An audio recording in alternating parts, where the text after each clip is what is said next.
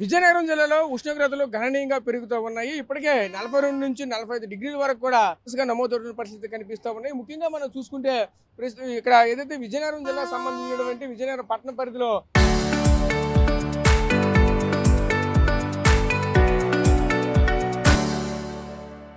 Municipality కూడా వినూత్నమైనటువంటి రీతిలో వేసవి తాపాన్ని తగ్గించడానికి ఒక స్ప్రింక్లింగ్ సిస్టమ్ కూడా తీసుకొచ్చిన పరిస్థితి కనిపిస్తూ ఉన్నాయి. ముఖ్యంగా మనం చూడొచ్చు, ఇక్కడ ఎక్కడైతే జనాలు రద్దీగా ఉంటారో, జనాలు రద్దీగా ఉన్నటువంటి ప్రాంతంలో ఈ విధంగా అంటే ఆ యొక్క తాపం తగ్గించడానికి వచ్చినటువంటి వేడిని తగ్గించడం కోసం ఒక కృత్రిమంగా ఇటువంటి ఏర్పాటు చేసిన పరిస్థితి కనిపిస్తూ ఉన్నాయి. చూడొచ్చు, ఇక్కడ ఉన్నటువంటి ఏదైతే అక్కడ ఒక మిషనరీ అయితే కనిపిస్తూ ఉంది, దీని ద్వారా వచ్చినటువంటి ఆ ట్యాంకర్లో వాటర్ని నేరుగా ప్రజల మీదకే వచ్చినటువంటి వాహనదారుల మీదకే పంపిస్తున్న పరిస్థితి కనిపిస్తూ ఉన్నది. ఎందుకంటే వేసవి ఎక్కువగా ఉండడంతో కొంతమంది పూర్తిగా కోల్పోయిన పరిస్థితులు కూడా కనిపిస్తూ ఉన్నాయి. అలాగే కొంతమంది చూస్తూ ఉంటే చూడొచ్చు, ఇక్కడ ఉండడం బస్సులో ఉన్నటువంటి తాపం ఇక్కడ సుదూర ప్రాంతాల నుంచి వచ్చినటువంటి వ్యక్తి ఎవరైతే వాళ్ళకి ఒక రకంగా చెప్పాలంటే ఉపశమనమే లభిస్తున్న పరిస్థితి కనిపిస్తూ ఉంటుంది. ఇదే క్రమంలో చూసుకుంటే మున్సిపాలిటీ పరిధిలో ఇటువంటి స్ప్రింక్లింగ్ సిస్టంతో దీన్ని ఏర్పాటు చేయడం పట్ల ఇక్కడ ఉన్నటువంటి ప్రజలు కూడా హర్షాన్ని వ్యక్తం చేస్తున్న పరిస్థితి కనిపిస్తూ ఉన్నాయి. ఇదే క్రమంలో దీన్ని మెయింటైన్ చేస్తున్నటువంటి వ్యక్తులు కూడా మనతో పాటు ఉన్నారు. దీన్ని ఎక్కడెక్కడ పంపిస్తారు, ఏ విధంగా దీన్ని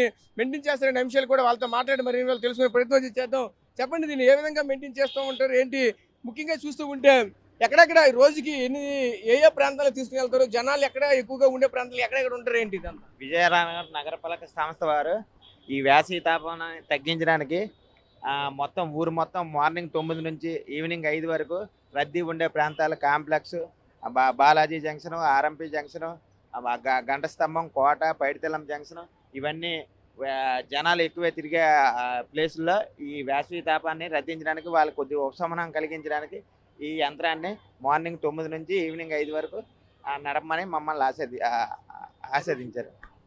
ఎలా అనిపిస్తుంది చూస్తూ ఉంటే? ప్రతిరోజు కూడా మీకు ఎన్ని లీటర్ల నీరు ఇక్కడ కన్జ్యూమ్ అవుతూ ఉంటాయి. చూస్తూ ఉంటే చూడవచ్చు, కృత్రిమంగా వర్షం పడుతుంటే అనిపిస్తుంది. మా మీద కూడా అలానే పడుతూ ఉన్నాయి. గాలి ఇటువైపు ఇస్తే అటువైపు వెళ్తూ ఉంది. దీన్ని ఎంతలా వస్తుంది ఏంటి ఇదంతా? రోజుకి ఇంచుమించు దీనికి 10,000 లీటర్ల వాటర్ ఖర్చు అవుతుంది. 2,000 లీటర్లు అలాగా 5 ట్రిప్పులు వేయడం జరుగుతుంది. సో చూసాం కదా, సుమారుగా 10,000 లీటర్ల వరకు కూడా రోజుకి కన్జ్యూమ్ చేస్తున్నారు అంటూ కూడా చెప్తున్నారు. అది ఇక్కడ నుంచి నేరుగా ఎక్కడైతే రద్దీ ప్రాంతాలు ఉంటాయో రద్దీ ప్రాంతాల్లో అక్కడ ఉన్నటువంటి ప్రజల్ని వేసవి తాపం తగ్గించడం కోసం ఇటువంటి సిస్టమ్ పెట్టారని చెప్పుకొస్తున్నారు. అంటే చూస్తూ ఉంటే ఒక విధంగా చిన్న చిన్న తుంపర్లు పడుతూ వాళ్ళపైన నాపై కూడా పడుతూ ఉన్నాయి. దీని కారణంగా బాడీ అంతా చల్లదనం అయితే కోరుకుంటుంది. బాడీ అంతా చల్లదనం అవడంతో వేసవి తాపం కొంత ఉపశమనం అయితే లభిస్తున్నటువంటి పరిస్థితులు కూడా కనిపిస్తూ ఉన్నాయి. అదేవిధంగా ముఖ్యంగా చూసుకుంటే ఇక్కడ రద్దీ ప్రాంతాలు ఉంటాయి, అలాగే సిగ్నల్ పాయింట్ల దగ్గర కూడా పూర్తిగా టెంట్లుగా కూడా ఏర్పాటు చేసిన పరిస్థితి కనిపిస్తూ ఉన్నాయి. అదేవిధంగా విజయనగరం పోలీసు వారి ఆధ్వర్యంలో చలివేంద్రాలు కూడా ఏర్పాటు చేసిన పరిస్థితి కూడా కనిపిస్తూ ఉన్నాయి. అదేవిధంగా ముఖ్యంగా పలు రకాలుగా ఉన్నటువంటి ఏదైతే స్వచ్ఛంద సంస్థలు ఉన్నాయో స్వచ్ఛంద సంస్థలు కూడా ఒకవైపు చలివేంద్రాలు, మజ్జిగ పంపిణీలు ఇవన్నీ కూడా పంపిణీ చేస్తున్న పరిస్థితులు కనిపిస్తూ ఉన్నాయి. దీని ద్వారా ఇప్పటికే చూస్తూ ఉంటే జిల్లా వ్యాప్తంగా కూడా పలు స్వచ్ఛంద సంస్థలు కూడా ముందుకు వస్తున్న నేపథ్యం కూడా కనిపిస్తూ ఉన్నాయి. ఎందుకంటే వేసవి తాపం అనేది రోజు రోజుకి పెరుగుతున్న పరిస్థితులు కనిపిస్తుంది. ఇప్పటికే ప్రధానంగా మనం చూడవచ్చు, సుమారుగా 42 నుంచి 45 డిగ్రీల మేర కూడా ఉష్ణోగ్రత పెరుగుతున్న పరిస్థితులు కూడా కనిపిస్తూ ఉన్నాయి.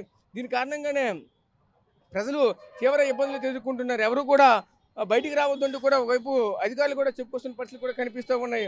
ముఖ్యంగా మనం చూడవచ్చు, ఈరోజు ఇక్కడ ఆర్టీసీ కాంప్లెక్స్ ఏదైతే ఉందో ఆర్టీసీ కాంప్లెక్స్లో ఈ స్ప్రింక్లింగ్ మెషిన్ ఏదైతే ఉందో దీన్ని తీసుకొచ్చిన పరిస్థితులు కనిపిస్తూ ఉన్నాయి. అంటే కృత్రిమంగా వర్షం పడేటట్లయితే చేస్తున్న పరిస్థితి కనిపిస్తూ ఉంది. అక్కడ ఉన్నటువంటి ఏదైతే ఆ ప్రాంతంలో ఎక్కువగా జనాలు ఎక్కడ ఎక్కువగా ఉంటారో ఆ ప్రాంతాలకు వెళ్ళి ఒకవైపు తీసుకుని వస్తూ పంపిస్తున్న పరిస్థితులు కూడా కనిపిస్తూ ఉన్నాయి. అదేవిధంగా ముఖ్యంగా మనమైతే చూడవచ్చు, ఈ ప్రాంతంలోనే కాకుండా ఎక్కడైతే రద్దీ ప్రాంతాలు ఉంటాయో రద్దీ ప్రాంతాలు ఎన్ని దగ్గర కూడా తీసుకుని వెళ్తున్న పరిస్థితులు కూడా కనిపిస్తూ ఉన్నాయి.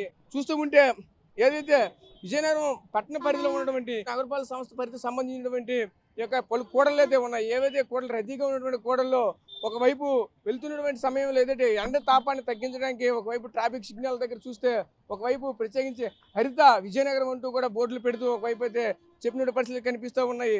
అయితే ఇవన్నీ కూడా చూస్తూ ఉంటే ప్రజల్ని ఈ వేసవి తాపం నుండి తగ్గించడానికి ఉపశమనం కలిగించడానికి పలు కార్యక్రమాలు కూడా జీఎంసీ పరిధిలో కూడా చేస్తున్న పరిస్థితులు కూడా కనిపిస్తూ ఉన్నాయి. ఇప్పటికే అధికారులు కూడా హెచ్చరికలు కూడా చేస్తున్న పరిస్థితులు కూడా కనిపిస్తూ ఉన్నాయి. ఎవరు కూడా అత్యవసర పరిస్థితులు ఉంటే తప్ప ఎవరు కూడా బయటికి రావద్దంటూ కూడా చెప్పుకోవాల్సిన పరిస్థితులు కూడా కనిపిస్తూ ఉన్నాయి. ప్రస్తుతం విజయనగరంలో ఉన్నటువంటి తాజా పరిస్థితి. కెమెరా పర్సన్ నాడితి రాజేష్, RTV, విజయనగరం నుంచి.